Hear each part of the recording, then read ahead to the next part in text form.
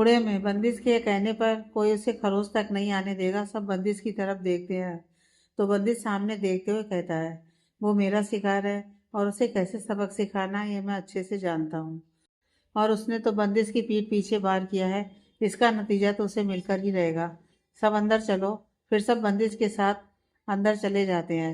सब अंदर जाने के बाद देखते हैं कि एक बड़ी सी बिल्डिंग है जो बीच में से बिल्कुल खाली है और उसके चारों तरफ कमरे बने हुए हैं, 6 फ्लोर तक। ये सब देखते हुए चिराग बंदिश से कहता है, हमें अलग अलग जाना होगा, तभी हम ढूंढ पाएंगे।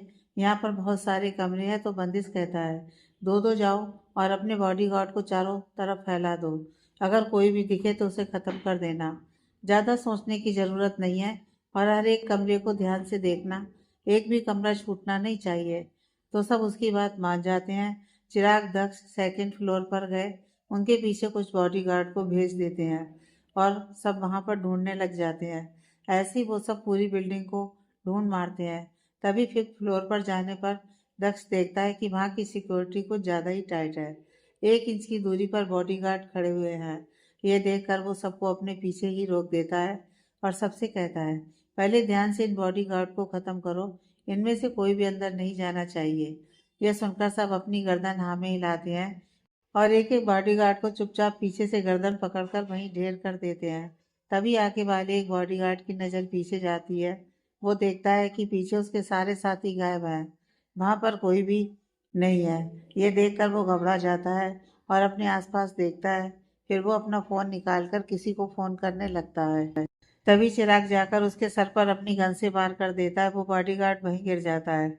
उसके गिरने के बाद बंदिश सबकी तरफ इशारा करता है, चारों तरफ फैल जाओ और हर एक कमरे को ध्यान से देखना। तो सब ऐसे ही करते हैं। चिराग जब एक कमरे में जाता है तो देखता है वो कमरा पूरे अंधेरे से भरा हुआ था और उसे वहां पर बस किसी के सांस लेने की आवाज आ रही थी। वो अपने फोन की टॉर्च ऑन करके अपने चारों तरफ देखता है तो उस बेड पर कोई नजर आता है। तभी वो स्विच ढूंढता है तो उसे वहां पर एक स्विच नजर आता है। वो जाकर लाइट जलाता है और अपनी गन अपने हाथ में पकड़े हुए रहता है कि कहीं कोई इस कमरे में छिपा हुआ तो नहीं है। तभी वो देखता है कि कमरे में कोई नहीं है, सिर्फ बेड पर एक आदमी लेटा हुआ है। वो बेड के पास जाता है और ध्यान से उस आदमी को देखता है तो उसकी आंखें हैरानी से बड़ी हो जाती हैं, क्योंकि यह कोई और नहीं, उसके पिताजी थे। अपने पिताजी को देखकर दक्ष की आंखों में पानी आ जाता है और वो उनकी हालत देखकर बहुत ज्यादा डर गया था, क्योंकि उनकी हालत ठीक नहीं थी। बड़ी बड़ी दाढ़ी चेहरे को ढके हुए थी। वो बिल्कुल कमजोर सी हालत में थे और उनकी आंखें भी। दक्ष अपने आप को थोड़ा सा स्ट्रांग करके अपने पिताजी की तरफ आगे बढ़ता है और उन्हें हाथ लगाकर बुलाने लगता है, पिताजी। लेकिन वो कोई जवाब नहीं देते तो दक्ष जोर से चिल्लाता है, भाई यहाँ आइए। तभी बंदिश दक्ष की आवाज़ सुनकर वहां पर भागा चला आता है और अपने सामने देखकर उसकी भी आंखें बड़ी हो जाती हैं। तभी वो जल्दी से रिएक्ट करता है और अपने पापा की नस चेक करता है तो वो सांस ले रहे थे। तभी बंदिश कहता है, दक्ष अपने आप को संभालो, पिताजी बिल्कुल ठीक हैं, उन्हें सिर्फ कोई इंजेक्शन दिया गया है जिससे वो रिएक्ट नहीं कर पा रहे हैं। यह सुनकर दक्ष अपने आप को संभाल लेता है। तभी बंदिश चिराग की तरफ इशारा करके कहता है, इन्हें उठाओ और गाड़ी में लेकर चलो। और फिर वो शेर खान की तरफ देखकर कहता है, हर एक कमरा छान मारो, एक कमरा भी छूटना नहीं चाहिए और उसके बाद इस जगह को उड़ा देना। यह सुनकर दक्ष और शेर खान बंदिश की तरफ देखते हैं तो बंदिश कहता है, मैं उस इंसान का नाम और निशान मिटा दूंगा, अब मुझे कोई नहीं रोक सकता बर्बाद करने से। यह कहकर बंदिश आगे बढ़ जाता है और कमरों में ढूंढने लगता है। तभी उसे एक कमरे के बाहर एक औरत पहरा देती हुई नजर आती है तो वो वहीं रुक जाता है और बंदिश की तरफ देखकर कहता है, बॉस लगता है यहाँ पर भी कोई है। यह सुनकर बंदिश भी उस तरफ देखता है और अपने कदम आगे बढ़ा देता है और चुपके से जाकर उस फीमेल बॉडीगार्ड की गर्दन को टेढ़ा कर मरोड़ देता है, जिससे वो वहीं गिर जाती है। यह होने के बाद वह कमरे में जाते हैं और ध्यान से कमरे को देखते हैं तो उन्हें वहां पर एक कोने में एक लड़की बैठी हुई नजर आती है, जिसकी हालत ऐसी थी कि वो बस दीवारों को ही देख रही थी। ना कुछ बोल रही थी, ना रो रही थी, ना हंस रही थी, कुछ नहीं कर रही थी। उसकी ऐसी हालत देखकर बंदिश का दिल धक से रह जाता है, लेकिन अपने आप को संभालता है। तभी वो उस लड़की के पास जाता है और उसे पुकारता है, काव्या। यह सुनकर वह लड़की सामने देखती है और बंदिश को देखकर उसकी आंखों में पानी आ जाता है और वो जोर जोर से रोने लगती है। वो बंदिश के गले लग जाती है और चिल्ला चिल्ला कर रोने लगती है। उसकी ऐसी हालत देखकर बंदिश का दिल भी टूट रहा था, लेकिन वो अपने आप को संभालता है और काव्या की तरफ देखकर कहता है, काव्या मेरी आंखों में देखो, मैं आ गया हूँ, मैं तुम्हें कुछ नहीं होने दूंगा। यह सुनकर काव्या कहती है, भाई आपने आने में इतनी देर क्यों कर दी? मैं कब से आपका इंतजार कर रही थी। अगर आप थोड़े दिन और नहीं आते तो शायद मैं अपने आप को ही मार देती। यह सुनकर बंदिश उसके मुंह पर हाथ रख देता है और उसे कहता है, अब आगे कुछ नहीं, मैं आ गया हूँ, अब सब ठीक हो जाएगा और मैं तुम्हें कुछ नहीं होने दूंगा, चलो यहाँ से। और फिर वो काव्या की तरफ देखकर कहता है, क्या तुम्हें पता है माँ कहाँ है? तो काव्या कहती है, मैं ये नहीं जानती वो कौन से कमरे में है, लेकिन वह भी यहीं पर है। अक्सर वो मुझे डराने के लिए माँ का ही इस्तेमाल करता था। तभी वहां पर दक्ष भी आ जाता है और काव्या को देखकर उसकी भी आंखों में पानी आ जाता है और वो भागकर काव्या को अपने गले लगा लेता है।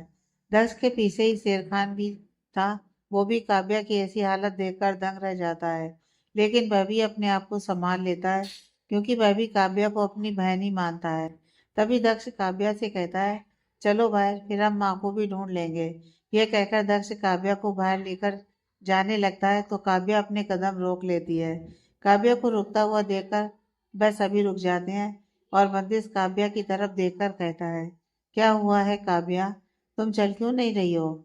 तो काव्या एक कोने की तरफ इशारा करती है और कहती है, मैं उसे छोड़कर नहीं जा सकती। सब उस तरफ देखते हैं। वहां पर एक छोटा सा झूला रखा हुआ था और उसके अंदर एक बच्चा था। ये देखकर वो सब सवालिया नजरों से काव्या की तरफ देखते हैं। तो काव्या कहती है, भाई वो मेरी बेटी है। ये सुनकर तो सब बुत बन जाते हैं और उनके पैरों तले जमीन खिसक जाती है। ये कहने के बाद काव्या रोने लगती है और कहती है, उस इंसान ने हमारे साथ कुछ भी किया हो, लेकिन ये मेरी बेटी है और मैं इसे यहाँ उस राक्षस के भरोसे नहीं छोड़कर जाऊंगी। ये मेरी बेटी है और मैंने इसे जन्म दिया है। मैं इसे यहाँ छोड़कर नहीं जाऊंगी भाई, प्लीज उसे ले चलिए। यह सुनकर बंदिश अपने कदम पीछे कर लेता है, लेकिन दक्ष अपने आप को संभालता है और उस झूले की तरफ जाकर देखता है तो उसमें प्यारी सी क्यूट सी बेबी लेटी हुई थी, जिसकी बड़ी आंखें थीं और बिल्कुल छोटे छोटे पतले पतले होंठ थे और उसका रंग एकदम दूध जैसा गोरा। रंग देखते ही दक्ष कहता है, काव्या ये तो सेम तुम्हारी तरह ही दिखती है, ये तुम्हारी कार्बन कॉपी है, कितनी क्यूट है ये कहकर दक्ष उसे अपनी गोद में उठा लेता है। वो दक्ष को अपनी बड़ी बड़ी आंखों से देखती है और स्माइल कर देती है। ये देखकर दक्ष के चेहरे पर भी स्माइल आ जाती है, लेकिन वही बंदिश का चेहरा बुरी तरह से बिगड़ जाता है और वो जोर से चिल्लाता है, राघव ठाकुर, मैं तुम्हें छोड़ूंगा नहीं। तुमने जो कुछ भी मेरी बहन के साथ किया है, उसकी सजा तुम्हारे पूरे परिवार को मिलेगी। अब तुम देखते जाओ मैं तुम्हारे साथ क्या क्या करता हूँ। बंदिश की ऐसी डरावनी आवाज सुनकर काव्या और दक्ष बुरी तरह से डर जाते हैं और वो बच्ची रोने लग जाती है। ये देखकर दक्ष हिम्मत करके कहता है, भाई प्लीज थोड़ा आराम से, ये रो रही है। तो बंदिश घूरकर दक्ष की तरफ देखता है और वहां से बाहर निकल जाता है। ये देखकर काव्या और जोर से रोने लग जाती है और दक्ष से कहती है, भाई क्या बंदिश भाई मेरी बेटी को कभी नहीं अपनाएंगे? मैं जानती हूँ उस इंसान का खून है, लेकिन भाई ये मेरी बेटी है, मैं इसे अपने आप से अलग नहीं कर सकती। यह सुनकर दक्ष कहता है, तुम चिंता मत करो, अभी वो गुस्से में है, जो वो थोड़ा शांत हो जाएगा और इस प्यारी सी बच्ची को देखेगा तो वो अपने आप इसकी तरफ खींचा चला जाएगा। अभी तुम जल्दी से बाहर चलो, हमें माँ को भी ढूंढना है। ये सुनकर काव्या दक्ष के पीछे पीछे रूम से बाहर आ जाती है। तभी बंदिश पीछे मुड़कर दक्ष से कहता है, काव्या को लेकर गाड़ी में चलो, हम माँ को ढूंढते हैं। तो दक्ष कुछ नहीं बोलता है और काव्या और उस बच्ची को लेकर बाहर गाड़ी में आ जाता है। वो इस वक्त अच्छी तरह से जानता था कि बंदिश बहुत ज्यादा गुस्से में है। अगर उसने कुछ भी कहा तो उसका सारा गुस्सा उसी पर उतर जाएगा, इसलिए वो चुपचाप वहां से चला जाता है। इधर शेर खान और बंदिश माँ को ढूंढने लगते हैं। उन्हें काफी ज्यादा टाइम हो गया था, लेकिन माँ कहीं नहीं मिलती। ऐसे ही ढूंढते रहने के बाद परेशान हो जाता है और शेर खान की तरफ देखकर कहता है, हमें कोई और तरीका ढूंढना होगा, जरूर माँ भी यहीं कहीं है। ऐसा करो, यहाँ पर कोई बेसमेंट या कुछ और है जहाँ हम माँ को ढूंढ सकते हैं, जो अभी तक हमारी नज़रों में नहीं आया। तभी शेर खान कहता है, सर हमारे पास वो आदमी है जिसे हमने पकड़ा था। यह सुनकर बंदिश कहता है, तो तुम किस चीज़ का इंतजार कर रहे हो? जल्द से जल्द उससे पता करो, हमारे पास ज़्यादा टाइम नहीं है। अगर उस इंसान तक खबर पहुंच गई तो वो हम पर हमला कर सकता है, और अब हम कोई रिस्क लेने की हालत में नहीं है, क्योंकि पिताजी और काव्या की हालत ठीक नहीं है। यह सुनकर शेर खान कहता है, वो सर मुझे 5 मिनट दीजिए, मैं अभी आया।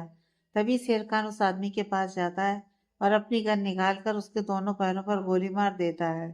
फिर उसके मुंह में गन डालकर कहता है, अगर जिंदा बचना चाहते हो तो मुझे ये बताओ, माँ को कहाँ रखा गया है? क्या इस बिल्डिंग में और भी जगह है? वह आदमी इतना डर जाता है कि वो अपनी पैंट में टॉयलेट कर देता है। उसको ऐसे डरा हुआ देखकर शेर खान टेढ़ी स्माइल करता है और दोबारा से उसके माथे पर गन रख देता है।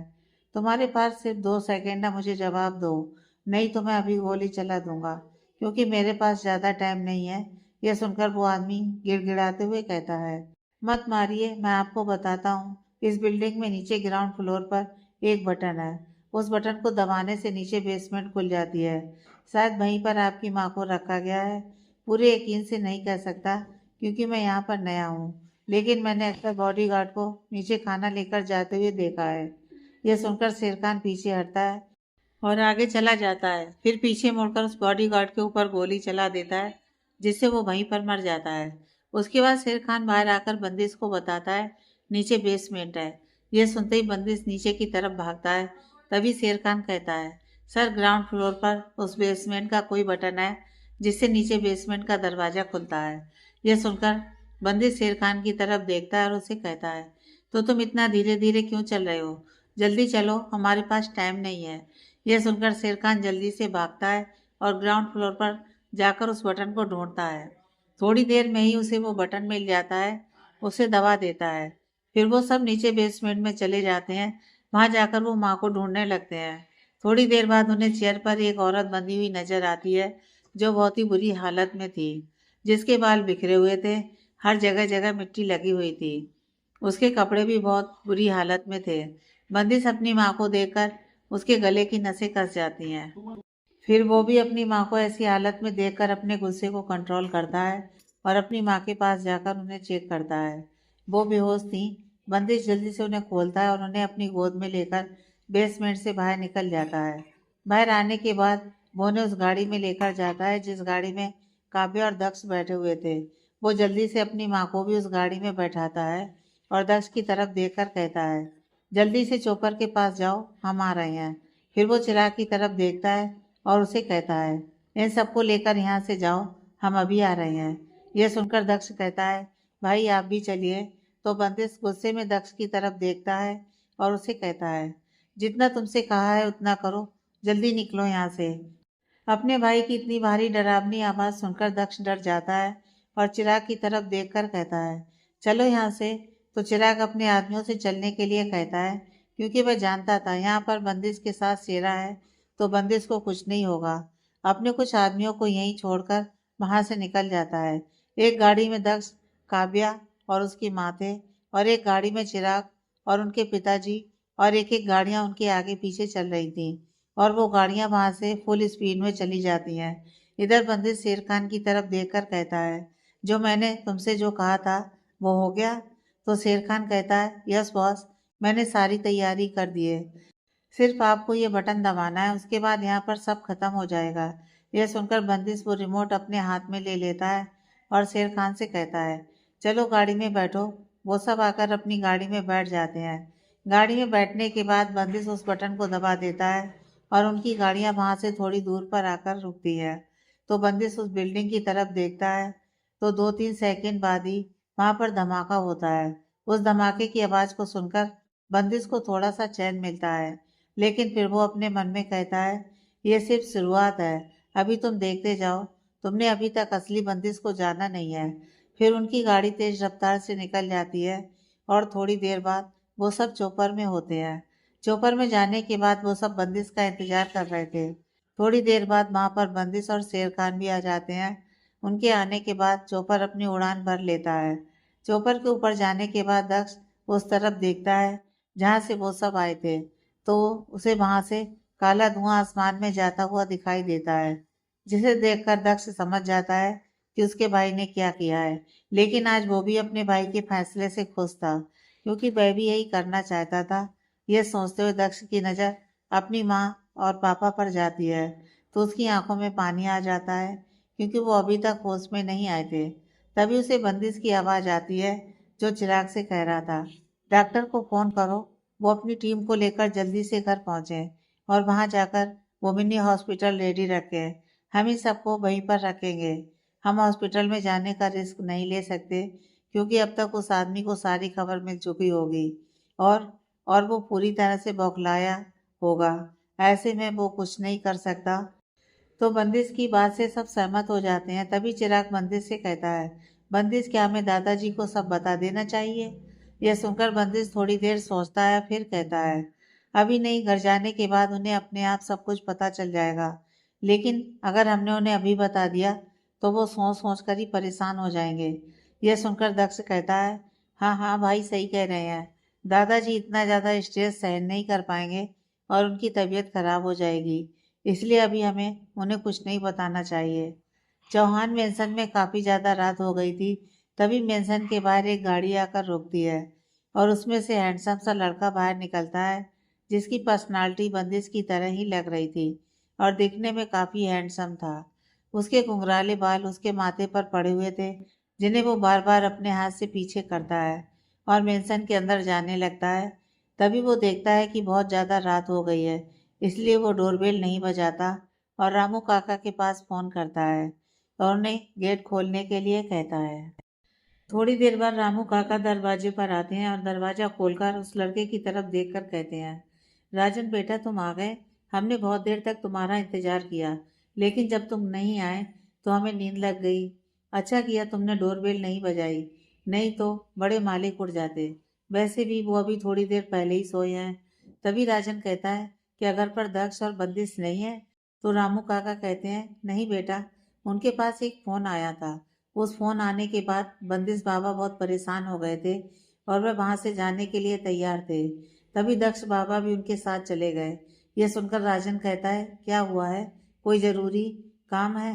तभी रामू काका कहते हैं, मैं इतना तो नहीं जानता क्या हुआ है, लेकिन इतना जानता हूँ, उनके पास शेर खान का फोन आया था और शायद उन्होंने बताया कि उनके पिताजी मिल गए हैं। यह सुनकर राजन के चेहरे पर भी परेशानी नजर आती है, क्योंकि इतने टाइम से वो किसी को भी नहीं ढूंढ पा रहे थे और अचानक उनका मिलना, उसे ऐसा लग रहा था कि कहीं ये सिर्फ बंदिश के लिए कोई जाल ना बिछाया हो। तभी वो कहता है, उनके जाने के बाद कोई खबर मिली? तो रामू काका कहते हैं, नहीं तो। राजन कहता है, ठीक है, मैं फ्रेश होकर आता हूँ, आप मेरे लिए कॉफ़ी बना दीजिए, फिर मैं उनसे बात करने की कोशिश करता हूँ। यह सुनकर रामू काका किचन की तरफ चले जाते हैं और राजन अपने कमरे की तरफ चला जाता है, क्योंकि राजन भी यहीं इसी घर में रहता है। ये बंदिश का बचपन का दोस्त है, या फिर ये कहें कि उसके भाई के जैसा है। जब ये 4 साल का था तो इसके माँ बाप का एक्सीडेंट हो गया था और उनकी वहीं पर डेथ हो गई थी। उसके बाद से ये यहाँ बंदिश के परिवार के साथ रहता है, क्योंकि बंदिश के पापा ने इसे कहा था कि आज से वही इसके पापा हैं और वो इसे अपने साथ यहीं ले आए थे घर में। उसके बाद से बंदिश और राजन बिल्कुल भाइयों की तरह रहते थे। ये दोनों हम उम्र ही थे और दोनों अपने दिल की बात एक दूसरे से शेयर करते हैं।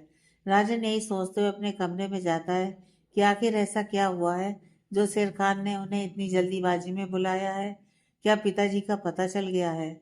और अगर पिताजी का पता चल गया है तो माँ और काव्या, क्या उनका भी पता चल गया है? काव्या का नाम लेने पर राजन की आंखों में एक अजीब सी बेचैनी नजर आने लगती है, लेकिन वो जल्दी उसे छुपा लेता है और अपने रूम में जाकर जल्दी से फ्रेश होकर वापस से लिविंग रूम में आ जाता है। तब तक रामू काका भी उसकी कॉफी बनाकर वहीं रख देते हैं। राजन कॉफी का कप अपने हाथ में लेकर दूसरे हाथ से अपना फोन निकालता है और चिराग के पास फोन करने लगता है, लेकिन उसका फोन नहीं लग रहा था। तभी राजन ने दक्ष को फोन मिलाता है, तो दक्ष का भी फोन नहीं लग रहा था। अब राजन परेशान हो जाता है, यह सोचते हुए कि किसी का भी फोन क्यों नहीं लग रहा है। यह सोचते हुए वो बंदिश को फोन मिलाने की सोचता है, लेकिन फिर रुक जाता है। वो जानता था कि अगर बंदिश परेशान होगा तो उसका फोन नहीं उठाएगा। यह सोचते हुए राजन अपनी कॉफी पीने लगता है और वहीं गेट के पास खड़ा होकर बाहर की तरफ देखता रहता है। तभी रामू काका उसके पास आकर कहते हैं, बेटा, इतना परेशान होने की जरूरत नहीं है। बंदिश बाबा अकेले नहीं है, उनके साथ दक्ष, चिराग और शेर खान भी है। इसलिए आप ज्यादा परेशान मत होइए। राजन रामू काका की बात सुनकर उनकी तरफ देखते हैं और रामू काका से कहते हैं, रामू काका, अब मैं ठीक हूँ। आप जाकर सो जाइए। मैं भी काफी खत्म करके थोड़ी देर आराम कर लेता हूँ। ये सुनने के बाद रामू काका जब वहां से जाने लगते हैं, तभी उन्हें मेंशन के बाहर से एम्बुलेंस और गाड़ियों की आवाज आती है। ये आवाज़ सुनते ही वो दोनों मेंशन के बाहर की तरफ भागते हैं, तो उन्हें एम्बुलेंस में डॉक्टर की टीम और बाकी सारा जरूरी सामान निकालते हुए नजर आते हैं। वो देखते हैं डॉक्टर की टीम मेंशन के साइड वाले मिनी हॉस्पिटल की तरफ जा रहे हैं और वहां जाकर वो अस्पताल को एकदम तैयार करने लगते हैं। ये देखकर राजन उनके पास आकर कहता है, डॉक्टर, आप यहाँ क्या कोई बात हुई है? तभी वो डॉक्टर राजन की तरफ देखकर कहते हैं, हमारे पास चिराग सर का फोन आया था और उन्होंने हमें कहा कि हम यहाँ तैयार रहें और मिनी हॉस्पिटल को तैयार रखें। वो कुछ देर में ही पहुँचने वाले हैं। यह सुनकर राजन और रामू काका एक दूसरे की तरफ देखते हैं और वहीं पास में खड़े हो जाते हैं। उन्हें समझ आ चुका था कि बंदिश को जरूर कोई मिल गया है। तभी वो देखते हैं कि उन्हें मेंशन के ऊपर से चॉपर की आवाज़ आती है, तो वो दोनों ऊपर की तरफ देखने लगते हैं। थोड़ी देर बाद चॉपर मेंशन की छत पर लैंड हो जाता है और कुछ देर बाद कुछ बॉडीगार्ड लिफ्ट से जल्दी जल्दी बाहर आने लगते हैं और एक स्टेशन पर दीपक जी लेटे हुए थे, दूसरे स्टेशन पर शैलजा जी लेटी हुई हैं और उनके साथ ही काव्या भी आ रही है। ये देखते हुए राजन उनकी तरफ भागता है, लेकिन बंदिश अब इतना परेशान था कि वो राजन पर ध्यान नहीं दे पाता और वो जल्दी से डॉक्टर को आवाज़ लगाकर कहता है, डॉक्टर, जल्दी से इन्हें लेकर जाइए और अच्छी तरह से इन्हें चेक करिए और पता कीजिए कि इन्हें ऐसा क्या हुआ है जो ये होश में नहीं आ रहे हैं। ये कहते हुए बंदिश डॉक्टर की तरफ देखता है और उन्हें अपनी आंखों से ही वार्न करता है कि अगर उनको कुछ भी हुआ तो अच्छा नहीं होगा। डॉक्टर बंदिश की धमकी भरी आंखें देखकर डर जाते हैं और जल्दी से उन सबको हॉस्पिटल के अंदर लेकर जाते हैं और उनका ट्रीटमेंट शुरू कर देते हैं। उसके बाद एक लेडी डॉक्टर आती है और काव्या को अपने साथ एक रूम में ले जाती है। काव्या को देखकर राजन को समझ नहीं पा रहा था कि वह कैसे रिएक्ट करे। उसकी आंखों में खुशी, घबराहट, बेचैनी सब कुछ एक साथ नजर आ रहा था। तभी उसे किसी बच्चे की रोने की आवाज़ आती है, तो वो उस तरफ देखता है तो दक्ष अपने हाथों में एक छोटे से बच्चे को लिए खड़ा है। ये देखकर राजन को कुछ समझ नहीं आता और वो कभी दक्ष को देखता है तो कभी उस बच्चे को देखता है, कभी बंदिश को। तभी वो दक्ष के पास जाकर कहता है, ये तुम किसका बच्चा अपने साथ लाए हो? ये सुनकर दक्ष को समझ में नहीं आता कि वो क्या जवाब दे। तभी उन्हें बंदिश की आवाज़ आती है जो रामू काका से कह रहे थे, दादाजी कहाँ हैं? तो रामू काका कहते हैं, बंदिश बाबा, वो तो आप सबके जाने से पहले ही सो गए थे और अभी तक अपने कमरे में ही हैं, वो बाहर नहीं आए हैं। तभी दक्ष घड़ी की तरफ देखता है तो सुबह के 4 बज चुके थे। तभी दक्ष कहता है, भाई, थोड़ी देर में दादाजी उठने वाले हैं, तब तक आप भी फ्रेश हो जाइए। वैसे भी आप बहुत ज़्यादा थक गए हैं और आपकी सेहत के लिए भी ठीक नहीं है। तभी दक्ष रामू काका की तरफ देखकर कहता है, रामू काका, हम फ्रेश होकर आते हैं, तब तक आप हम सबके लिए कॉफ़ी बना दीजिए। तो रामू काका हाँ कहते हैं और किचन की तरफ चले जाते हैं। वो एक सर्वेंट को अपने साथ बुला लेते हैं क्योंकि वो उनके लिए कुछ हल्का फुल्का नाश्ता भी बनाने की सोच रहे थे। तभी दक्ष चिराग और शेर खान की तरफ देखकर कहता है, आप दोनों भी जाइए और फ्रेश हो जाइए, उसके बाद बाकी की बातें डिस्कस करेंगे। यह सुनकर वो दोनों भी वहां से चले जाते हैं।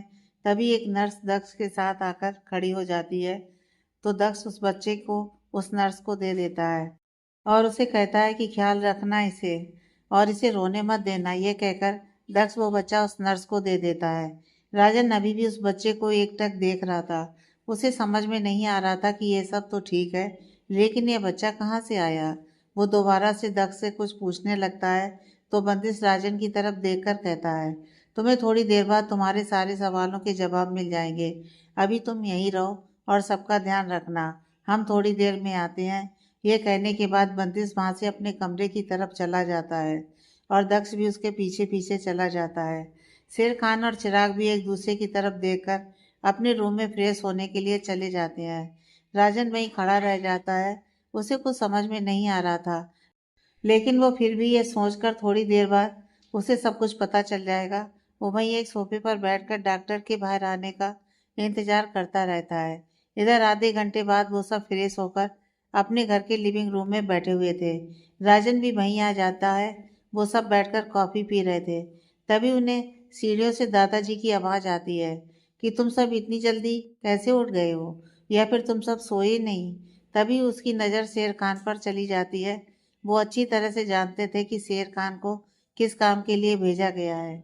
वो सवालिया नज़रों से शेर खान की तरफ देखते हैं और फिर बंदिश की तरफ देखकर कहती है, क्या कुछ हुआ है जो मुझे नहीं पता? तभी दक्ष खड़ा हो जाता है और अपने दादाजी के पास जाकर उनका हाथ पकड़कर उन्हें सोफे के पास लेकर आता है और उन्हें सोफे पर बिठा देता है और फिर उनकी आंखों में आंखें डालकर कहता है, दादाजी हमने उन्हें ढूंढ निकाला है। यह सुनते ही दादाजी के हाथ पैर कांपने लगते हैं और उनके मुंह से आवाज निकलती है, क्या मेरा बेटा मिल गया? कहाँ है वो? मुझे उससे मिलना है। तभी दक्ष कहता है, दादाजी डॉक्टर उनका ट्रीटमेंट कर रहे हैं, अभी वो आकर हमें बता देंगे कि वो कैसे है। तब तक आप यहीं आराम से बैठिए। यह सुनने के बाद दादाजी कहते हैं, नहीं मुझे पहले अपने बेटे को देखना है। यह कहने के बाद वे उठ जाते हैं और मेंशन के बाहर जाने लगते हैं। उनको बाहर जाता हुआ देखकर सब उनके पीछे बाहर आ जाते हैं। उस तरफ चले जाते हैं जहाँ पर ये मिनी हॉस्पिटल बना हुआ था। दादाजी सीधे हॉस्पिटल के अंदर जाते हैं तो उन्हें बाहर एक नर्स दिखती है। वो उनसे कहते हैं, कैसा है मेरा बेटा? तो नर्स उन्हें देखकर कहती है, दादाजी आप यहाँ बैठ जाइए, अभी डॉक्टर बाहर नहीं आए हैं, वह बाहर आ जाएंगे तो आपको बता देंगे। लेकिन दादाजी अब किसी की बात सुनने के लिए तैयार नहीं थे। वो अंदर जाने की जिद करने लगते हैं। तभी बंदिश वहां जाकर दरवाजा खोल देता है तो सब अंदर चले जाते हैं। डॉक्टर उनका चेकअप कर रहे थे। उन सबको अंदर आता हुआ देखकर डॉक्टर एक साइड में खड़े हो जाते हैं। तभी बंदिश डॉक्टर के पास जाकर कहता है, इन्हें अब तक होश क्यों नहीं आया है?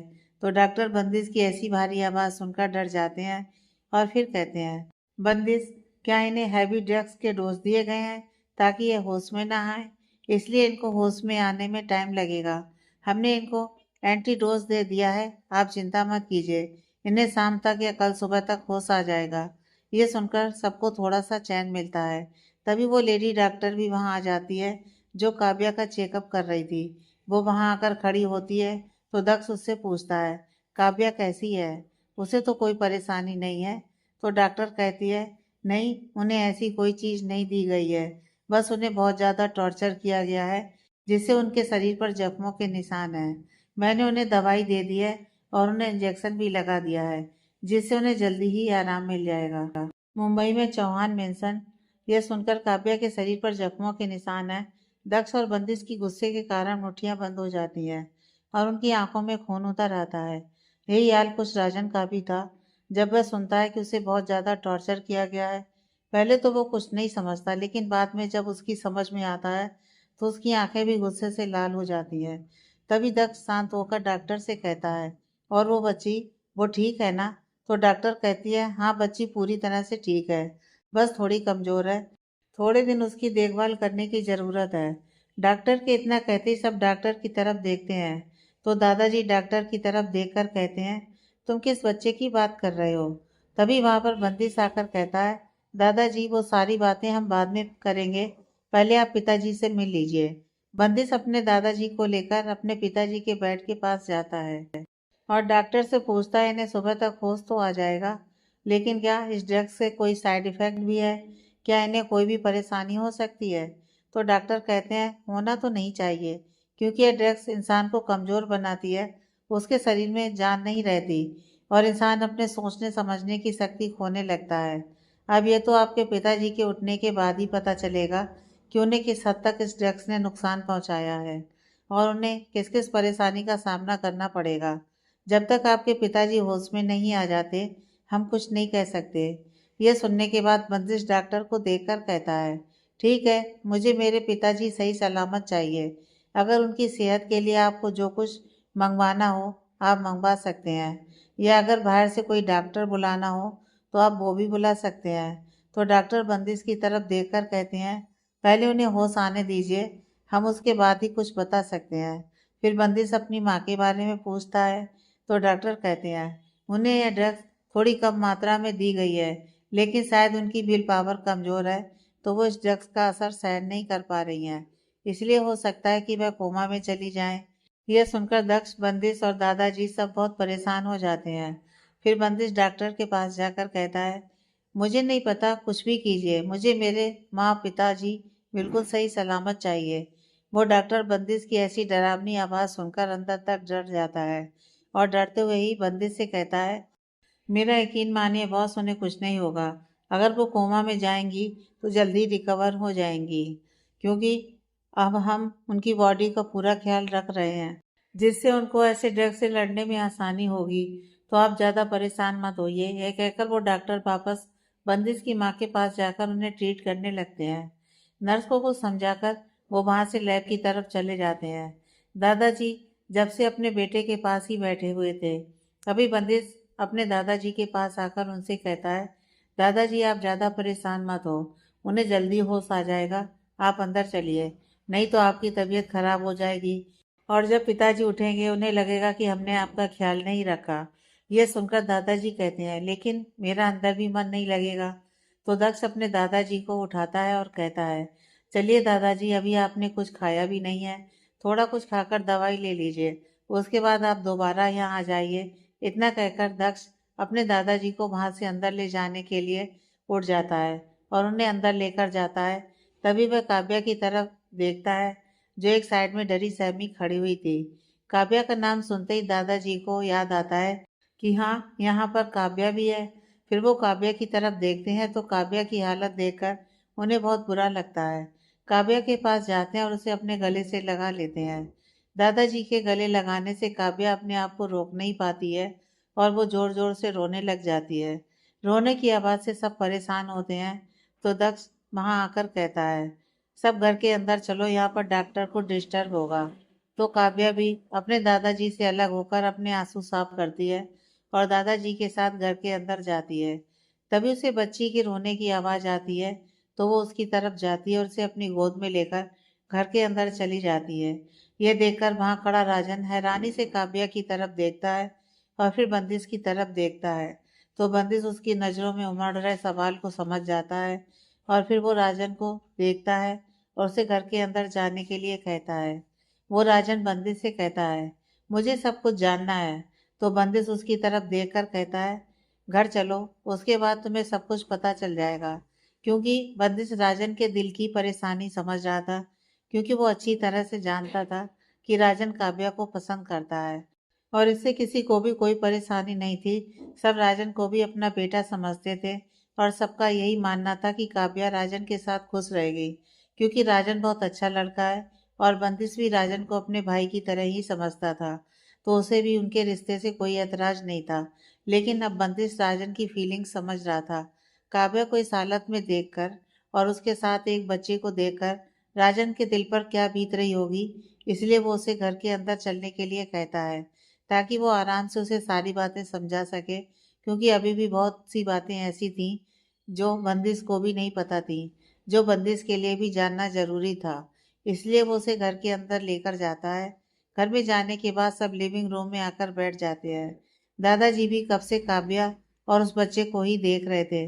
उन्हें भी कुछ समझ में नहीं आ रहा था कि यह बच्चा किसका है।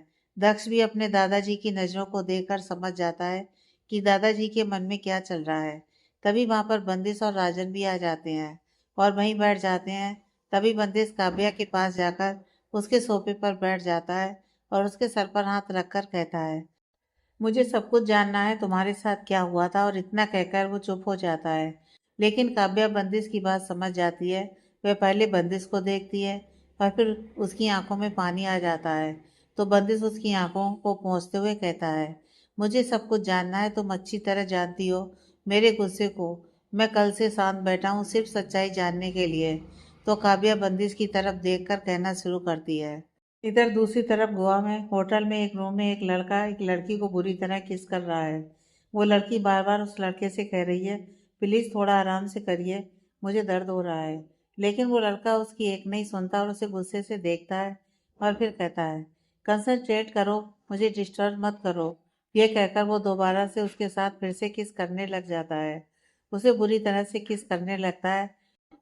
फिर थोड़ी देर में उस रूम में जोर जोर की उस लड़की के कराहने की आवाज आने लगती है और उन आवाज़ों को सुनते हुए वह लड़का और ज़्यादा एक्साइटेड हो जाता है। और जल्दी जल्दी उस लड़की को टॉर्चर करने लगता है। जब वो लड़का उस लड़की को टॉर्चर कर रहा था, तभी उस लड़के का फ़ोन बजता है। पहले तो वो फ़ोन को इग्नोर कर देता है, लेकिन जब बार बार फ़ोन बजता रहता है तो वह गुस्से में अपना फ़ोन उठाता है तो देखता है कि उसके असिस्टेंट का फ़ोन है।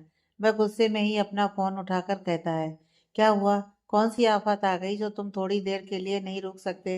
अगर मैं फ़ोन नहीं उठा रहा हूँ तो तुम्हें समझ जाना चाहिए ना कि मैं भी बिजी हूँ। अपने बॉस की ऐसी गुस्से वाली आवाज़ सुनकर एक पल को वो असिस्टेंट भी डर जाता है, लेकिन फिर वो हिम्मत करके कहता है, सर बात बहुत ज़रूरी है, प्लीज़ एक बार सुन लीजिए। लड़का बोलता है, हाँ बोलो क्या है? तो उसका असिस्टेंट उसे बताता है कि यहाँ पुणे वाली बिल्डिंग में ब्लास्ट हो गया है और सब कुछ जलकर राख हो गया है। ये सुनते ही उस लड़के के हाथ से फ़ोन छूटकर नीचे गिरता है, लेकिन फिर वह दोबारा से फ़ोन उठाकर अपने आप को थोड़ा शांत करता है और उससे कहता है, ये कैसे हो गया है?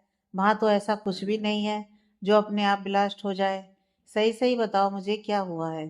तभी वो असिस्टेंट डरते हुए बताता है, सर वो यहाँ तक आए थे और उन लोगों को ढूंढ कर ले गए हैं और जाते टाइम उन लोगों ने ही बिल्डिंग में ब्लास्ट किया है। ये सुनते ही उस आदमी का गुस्सा इतना ज़्यादा हो जाता है कि उसके पास बैठी लड़की भी डर जाती है और बेड के पीछे होकर बैठ जाती है। तभी वो आदमी जोर से चिल्लाता है, ऐसा कैसे हो सकता है? वो लोग वहां तक कैसे पहुंच सकते हैं? नहीं, ऐसा नहीं हो सकता। राघव ठाकुर हार नहीं सकता। जरूर हमारे साथ किसी ने धोखा किया है। उनको वहां का एड्रेस किसी ने बताया नहीं, तो वो वहां तक कैसे पहुंच सकते हैं? ये सुनकर उसका असिस्टेंट भी डर जाता है, फिर हकलाते हुए कहता है, सर ये मुझे नहीं पता, लेकिन अभी आधे घंटे पहले ही मुझे खबर मिली है कि वहां पर सब कुछ जलकर राख हो गया है और वो उन सबको छुड़ा कर ले गए हैं। ये सुनने के बाद राघव ठाकुर और भी ज्यादा गुस्से में आ जाता है और वो कहता है, ऐसा नहीं हो सकता। मुझे वो सब किसी भी हाल में वापस चाहिए। मैं थोड़ी देर में वहां आ रहा हूँ। तब तक पता करो क्या हमारे साथ किसी ने धोखा किया है, और अगर किसी ने धोखा नहीं किया तो उन तक ये खबर कैसे पहुंच गई कि मैंने सबको वहां पर रखा हुआ है? ये कहकर वो गुस्से में फोन को काट देता है और वही टेबल पर पटक देता है और अपने दोनों हाथों से अपना चेहरा ढककर जोर जोर से हंसने लगता है। उसकी इतनी डरावनी हंसी की आवाज़ सुनकर वो लड़की बुरी तरह से कांपने लग जाती है, लेकिन इससे राघव ठाकुर को कोई फर्क नहीं पड़ता है। वह हंसते हुए कहता है, बंदिश चौहान आखिर तुम मुझ तक पहुंच ही गए। कोई बात नहीं, यह तो सिर्फ शुरुआत है। अगर मैं तुम्हें एक बार बर्बाद कर सकता हूँ तो दोबारा भी मैं तुम्हारे साथ कर सकता हूँ। और अब तो मुझे सुनने में आया है कि तुम इतने खतरनाक भी नहीं रहे जितने पहले थे। लेकिन कोई बात नहीं, मज़ा आएगा जब तुम्हें यह पता चलेगा कि तुम्हारी उस लाडली बहन के साथ मैंने खूब मज़े किए हैं। यहाँ तक कि अब तो उसके पास मेरा बच्चा भी है। मैं देखना चाहता हूँ कि जब तुम्हें यह सारी सच्चाई पता चलेगी तो तुम अपने आप को कैसे कंट्रोल करोगे। हाँ हाँ, ये कहकर वो जोर जोर से हंसने लग जाता है। फिर वो थोड़ी देर में शांत होता है और अपने पीछे मुड़कर उस लड़की को देखता है जो एक कोने में चद्दर से लिपटी हुई बैठी थी। वो उस लड़की की तरफ देखकर उसे कहता है, तुम्हें किसने कहा था मुझसे दूर जाने के लिए? अभी तुम्हारा काम पूरा नहीं हुआ है। ये कहने के बाद वो उस लड़की के पैरों को पकड़कर अपने पास खींच लेता है और उसकी चद्दर को एक साइड हटा देता है और उस लड़की के ऊपर जाकर उसे दोबारा से टॉर्चर करने लगता है। और अब की बार वो और भी ज़्यादा रफ हो जाता है, जिससे उस लड़की को बहुत ज़्यादा दर्द हो रहा था, लेकिन वो कुछ नहीं कर सकती थी, इसलिए वो चुपचाप ऐसे लेटी रहती है। लेकिन उसके चुप होने के बाद तो उस राघव ठाकुर को और भी गुस्सा आ जाता है और वो उसको काट लेता है और उसे कहता है, मुझे तुम्हारी आवाज़ सुनाई देनी चाहिए, नहीं तो मैं तुम्हारे साथ और भी बुरा कर सकता हूँ। ये कहने के बाद वो उसे और भी बुरे तरीके से किस करता है और साथ साथ उसे बाइट भी करता है। वो लड़की अब जोर जोर से आवाज़ करने लग गई थी, क्योंकि अब उसे बहुत ज़्यादा दर्द भी हो रहा था और उस राघव ठाकुर ने उसे हिलने तक की जगह नहीं दे रहा था। वो उसके साथ बुरी तरह से ट्रीट कर रहा था। कोई 2 घंटे बाद वो उसे छोड़ता है और वॉशरूम में जाकर शावर के नीचे खड़ा हो जाता है। शावर के नीचे खड़ा होने के बाद वो बंदिश के बारे में ही सोचने लगता है और अपने में ही कहता है, नहीं, मैं तुम्हें नहीं नहीं जीतने दूंगा। वो जल्दी से बाथरूम से बाहर आता है और अपने कपड़े पहनकर अपना फ़ोन उठाता है, अपने बॉडीगार्ड को गाड़ी निकालने के लिए कहता है और वहां से जाने के लिए तैयार हो जाता है।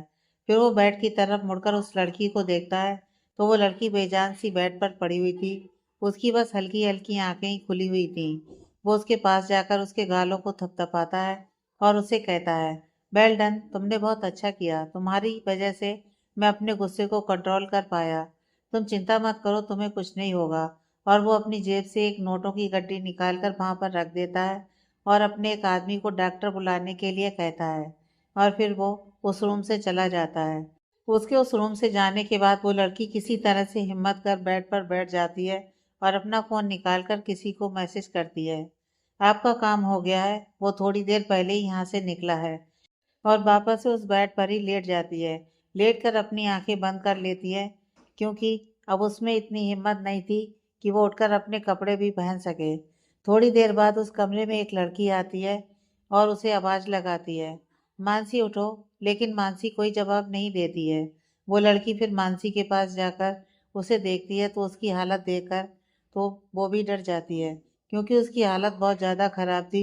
उसे जगह जगह से काटा गया था, जहाँ से हल्के खून के निशान दिख रहे थे, और कई जगह तो निशान नीले पड़ चुके थे। उसकी ऐसी हालत देखकर वो भी काफ़ी ज़्यादा डर जाती है। तभी वो अपना फ़ोन निकालकर एक डॉक्टर को बुलाती है।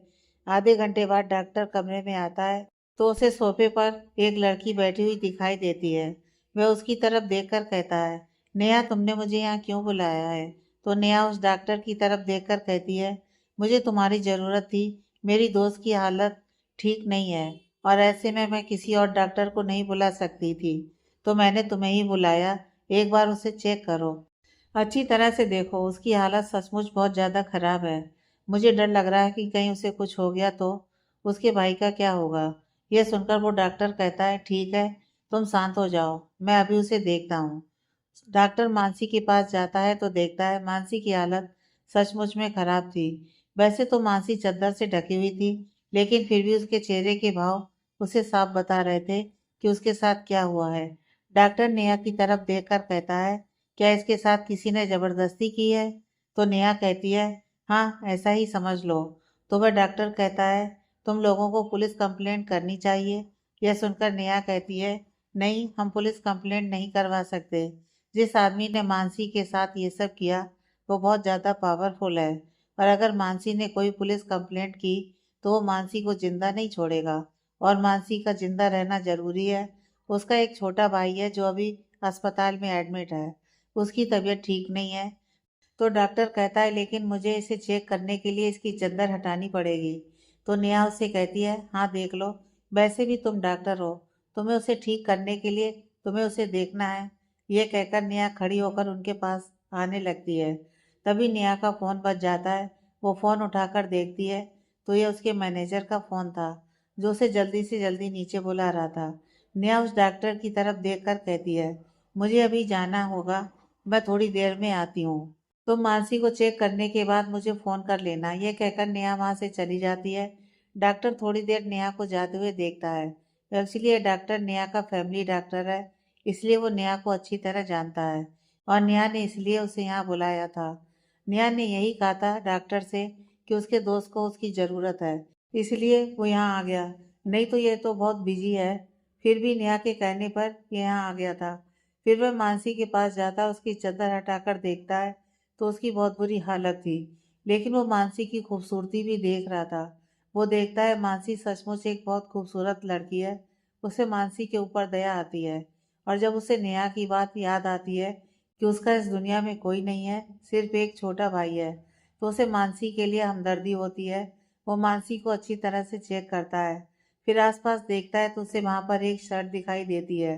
वह उस शर्ट को उठाकर मानसी को पहना देता है और फिर नेहा को फ़ोन करके कहता है, वैसे तो मानसी ठीक है, लेकिन उसके शरीर पर बहुत ज़्यादा जख्म है, इसलिए वो उसे अपने हॉस्पिटल लेकर जा रहा है। उसे कुछ दिन के लिए बेड रेस्ट की ज़रूरत है। नेहा उस डॉक्टर की बातें सुनकर थोड़ी सी आश्चर्य में पड़ जाती है, क्योंकि वो डॉक्टर कभी किसी की मदद नहीं करता था, लेकिन मानसी को बिना कहे ही वो अपने हॉस्पिटल लेकर जा रहा था। यह सुनकर नेहा काफ़ी खुश भी थी कि अब वो उसे हॉस्पिटल लेकर जा रहा है, तो मानसी का अच्छा इलाज हो जाएगा। और फिर वो कहती है, ठीक है। वो अपने काम से फ्री होने के बाद अस्पताल जाकर मानसी से मिलेगी, तब तक के लिए वह उसे संभाल ले। तो डॉक्टर हाँ कहकर फ़ोन रख देता है, और फिर मानसी को अपनी गोद में उठाकर वहाँ से ले जाता है और अपनी गाड़ी में लाकर लिटा देता है, और उसे वहाँ से लेकर हॉस्पिटल के लिए निकल जाता है। वह डॉक्टर मानसी को अपने प्राइवेट रूम में लेकर जाता है और उसे वहां लिटा देता है और फिर वो बाथरूम जाकर गर्म पानी करता है और उस गर्म पानी के बाद टब में मानसी को डाल देता है जिससे उसके शरीर को थोड़ा आराम मिले। उसके बाद वो मानसी के कपड़े चेंज कर उसे बेड पर लिटाकर एक इंजेक्शन लगा देता है। पता नहीं क्यों लेकिन वो मानसी से अपनी नजर नहीं हटा पा रहा था और यही वजह थी कि वो मानसी के लिए इतना सब कर रहा था। फिर वो वहां से अपने हॉस्पिटल के राउंड के लिए चला जाता है। उधर मानसी ने जिस आदमी को मैसेज किया था वो कोई और नहीं, शेर खान था। शेर खान उस मैसेज को देखकर समझ जाता है कि अब वो आदमी होटल से निकल चुका है और उसे सब कुछ पता चल चुका है कि हमने उन्हें आजाद कर लिया है। ये सोचते हुए शेर खान के चेहरे पर हल्की सी स्माइल आती है क्योंकि शेर खान ने यह प्लान बनाया था कि वो आदमी वहां उस लड़की के साथ बिजी रहे और यहाँ पर वो अपना काम कर सके। लेकिन शेर खान नहीं जानता था कि इस आदमी ने उस लड़की की क्या हालत की है। दरअसल शेर खान को पता चल चुका था कि उस लड़की का भाई बीमार है, तो शेर खान ने उस लड़की से प्रॉमिस किया था कि वो किसी तरह से भी उस राघव ठाकुर को कुछ वक्त के लिए रोक सकती है, तो वो उसके भाई का पूरा इलाज करवाऊंगा और आगे चलकर उसकी पढ़ाई का भी पूरा खर्च उठाएगा।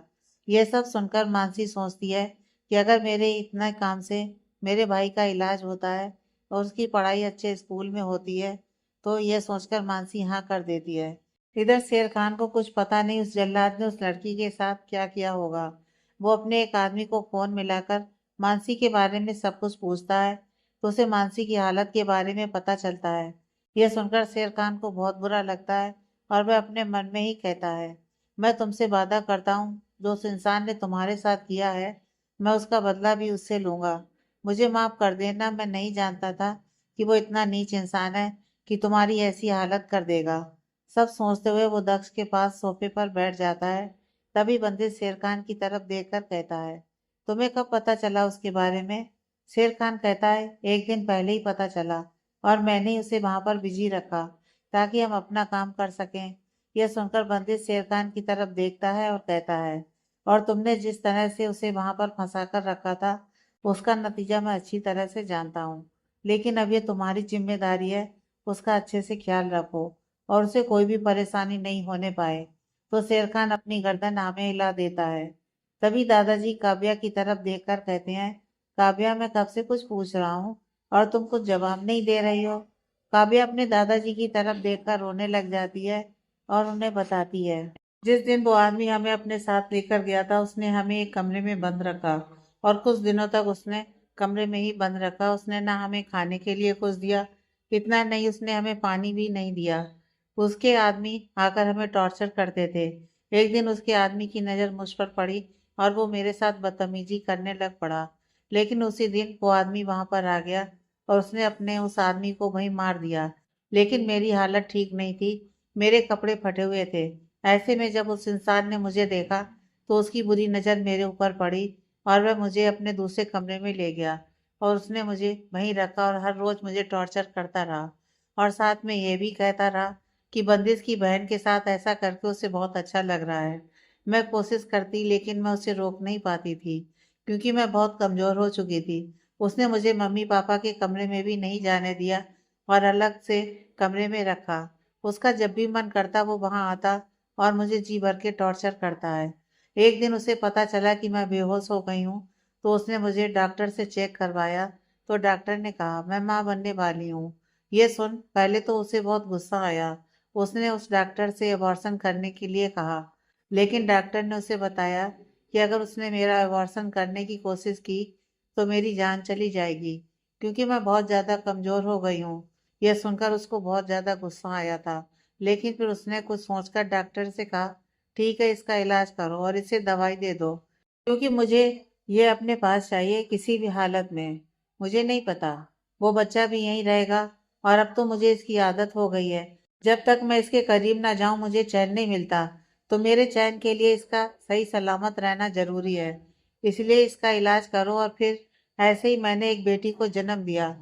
वो आता उसने एक बार भी अपनी बेटी की तरफ आंख उठाकर नहीं देखा। उसने कहा अगर बेटा होता तो उसे अपने पास रखता और उसे बड़ा करता और अपने जैसा बनाता। लेकिन बेटी से उसे कोई खास लगाव नहीं था। उसने सिर्फ एक बार उसकी शक्ल देखी थी। उसके बाद उसने दोबारा कभी भी उस बच्ची की तरफ नहीं देखा। जब भी आता मुझे टॉर्चर करके चला जाता। ये सारी बातें बताते वक्त काव्या पूरी तरह से रो रही थी। काव्या को ऐसे रोते देखकर सबकी आंखों में पानी आ जाता है, लेकिन बंदिश की आंखों में जैसे खून उतर आया हो। वो अपनी मुट्ठियां बंद करता है और उठकर खड़ा हो जाता है। फिर वह काव्या की तरफ देखकर कहता है, तुम कमरे में जाओ और आराम करो। तभी काव्या कहती है, मेरी बच्ची तो। बंदिश कहता है, वो तुम्हारे पास कमरे में आ जाएगी। अभी उसे एक इंजेक्शन लगाना बाकी है, इसलिए उसे यहीं रहने दो। यह सुनकर काव्या कमरे में जाने लगती है। तभी दक्ष खड़ा हो जाता है और उसे उसके कमरे में छोड़कर आता है और वहीं लिविंग रूम में बैठ जाता है और बंदिश की तरफ देखकर कहता है, भाई मैं जानता हूँ आपको ये बच्ची पसंद नहीं है, लेकिन हम ये नहीं भूल सकते कि वो काव्या की बेटी है। भले ही उसमें उस आदमी का खून हो, लेकिन उसमें हमारी काव्या का भी तो खून है। तो प्लीज आप उससे नफरत मत कीजिए। और वैसे भी वो भी बहुत छोटी है, हमारे साथ रहेगी तो वो हमारे जैसे ही बनेगी। दादाजी भी दक्ष की बात सुनकर कहते हैं, हाँ ये बात सही है। खून से ज्यादा परवरिश मायने रखती है, और उस इंसान ने तो उसे कभी अपनी बेटी भी नहीं माना, तो हम उसे कैसे मरने के लिए छोड़ सकते हैं। ये सारी बातें सुनने के बाद बंदिश राजन की तरफ देखता है, जिसका चेहरा उतरा हुआ था और आंखों में आंसू भरे हुए थे। बंदिश राजन की हालत समझ जाता है, लेकिन अभी वो उसे कुछ नहीं कहना चाहता। अभी वो उसे कुछ वक्त देता है ताकि राजन अपने आप को संभाल सके। राजन भी उठकर दादाजी से कहता है, दादाजी मैं भी थोड़ी देर आराम कर लेता हूँ, उसके बाद आकर आपसे बात करूंगा। तो दादाजी भी समझ जाते हैं, क्योंकि पता था कि राजन भी अभी घर आया है, उसे जाने के लिए कह देते हैं। अपने कमरे की तरफ जाता है, तभी उसे रास्ते में काव्या का कमरा दिखता है। वो दरवाजे से काव्या के कमरे में देखता है तो काव्या उसे बेड पर लेटे हुए दिखाई देती है, जो किसी छोटे बच्चे की तरह सिकुड़ कर लेटी हुई थी। उसे देखकर राजन अपने आप को रोक नहीं पाता है और उसके कमरे में चला जाता है। वो जाकर देखता है तो काव्या सो चुकी थी। वो काव्या के सिर पर हाथ फेरता है और अपने मन में कहता है, मुझे माफ कर देना काव्या, उस वक्त अगर मैं यहाँ होता तो तुम्हें उस इंसान के साथ नहीं जाने देता। नहीं जानती तुम मेरे लिए क्या हो, और इतने वक्त तक मैंने तुम्हारे बिना कैसे अपने आप को कैसे संभाला है। जब अगर अब तुम मिली भी हो, तो इस हालत में तुम अपने आप को भी नहीं संभाल पा रही हो, तो तुम मुझे कहाँ से संभालोगी। ये सोचते वो काव्या को देखता है, फिर अपना हाथ उसके सर से हटाकर वहां से चला जाता है। उसके जाने के बाद कॉरिडोर से बंदिश बाहर निकलता है और अपने मन में कहता है, मैं जानता हूँ राजन तुम पर क्या बीत रही है, लेकिन हम कुछ नहीं कर सकते। अब अगर तुम काव्या से दूर भी होना चाहो तो हमें तुमसे कोई शिकायत नहीं होगी, क्योंकि हम अच्छी तरह से जानते हैं कि कोई भी आदमी अपने प्यार को किसी और के साथ नहीं देख सकता। और यहाँ तो काव्या के साथ है, उस इंसान का बच्चा भी है जिसने काव्या के साथ इतना कुछ किया है। ये तुम्हारे लिए सहना इतना आसान नहीं है, इसलिए मैं तुम्हें कुछ दिन काम में बिजी रखूंगा, जिससे तुम अपने आप को संभाल सको। फिर बंदिश वहां से अपने कमरे में चला जाता है। इधर नीचे लिविंग रूम में दक्ष और दादाजी बैठे थे। दादाजी दक्ष की तरफ देखकर कहते हैं, तुम्हें क्या लगता है बंदिश इस बच्ची को अपनाएगा। तभी दक्ष कहता है, पता नहीं दादाजी, अभी तक तो भाई ने एक बार भी उसकी तरफ नहीं देखा है और ना ही डॉक्टर से पूछा कि वो कैसी है। लेकिन मुझे पूरा यकीन है वो छोटी सी बच्ची अपने प्यार से उन्हें अपनी तरफ खींचने पर मजबूर हो जाएगी। आपने अभी तक उसे देखा नहीं है, वो बिल्कुल हमारी काव्या की तरह दिखती है। भाई कब तक उससे दूर रहेंगे। तो दादाजी दक्ष की बात सुनकर कहते हैं, हाँ जानता हूँ वो बाहर से जितना सख्त दिखता है वो अंदर से उतना नरम है। लेकिन हम अच्छी तरह जानते हैं जिस इंसान ने काव्या के साथ ये सब किया है उसे बंदिश कितनी नफरत करता है। उसे नफरत के चलते ही बंदिश उस बच्ची से भी नफरत करने लग जाए। दक्ष दादाजी की बात सुनकर कहता है, नहीं दादाजी ऐसा नहीं होगा, हम उसे संभाल लेंगे। इधर बंदिश अपने कमरे में आकर एक सिगरेट जलाता है और उसके बड़े बड़े कस लेने लगता है। फिर वो एक दीवार के पास जाकर खड़ा हो जाता है। उस दीवार पर एक लड़की की पेंटिंग लगी हुई थी। पेंटिंग को देखकर कहता है, तुम कौन हो और तुम्हारा मुझसे क्या रिश्ता है। मैं तुम्हें पागलों की तरह ढूंढ रहा हूँ, मेरा नींद चैन सब कुछ तुमने छीन लिया है। क्या दादाजी का डर सही है। क्या बंदिश उस बच्ची को अपनाएगा। और कौन है वो डॉक्टर जो मानसी को अपने साथ ले गया, और वो मानसी के साथ क्या करेगा। और बंदिश किसकी पेंटिंग से बात कर रहा है। ये सब जानने के लिए पढ़िए नेक्स्ट पार्ट।